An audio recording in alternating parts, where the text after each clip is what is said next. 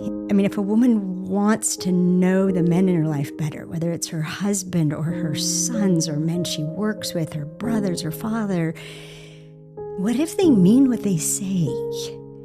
Because we tend to listen that when they say, I do that because, or this is, or I'm this way, or it is this way, we tend to listen to it as a poor excuse for bad behavior.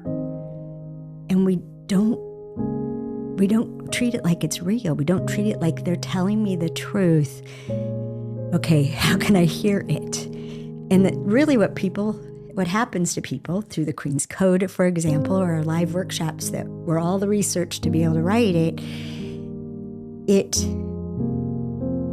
if we just consider they're men and women, just starting with gender hormones, men and women, our brains don't even configure themselves in the same way.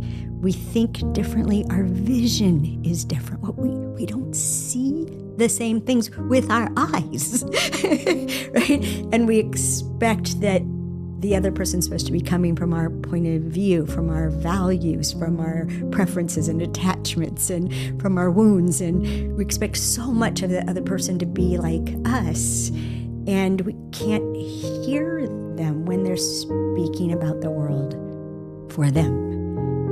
And that was the first thing I had to do. I had to learn to listen, stop interrupting. These are not superficial or shallow people at all.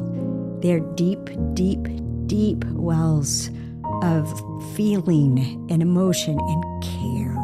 Oh my gosh, how much they care is astonishing. But they think different. And you and I, we could interrupt each other back and forth for 2 hours and we'd be fine. We'd call it a conversation. But when that happens to a man, or women later, when the hormones change, we become single-focused. Anyone who's single-focused, you're running the train off the track. And they're just thinking that that's all there is to them. But when they've got something to say, if we don't let them say the whole thing, it just crashes and they don't pick it up again. They don't pick it up again unless they're serious about the point they're going to make. And usually when we're trying to get to know them, they're not trying to make a point. But we won't ever get to know them if we don't listen long enough.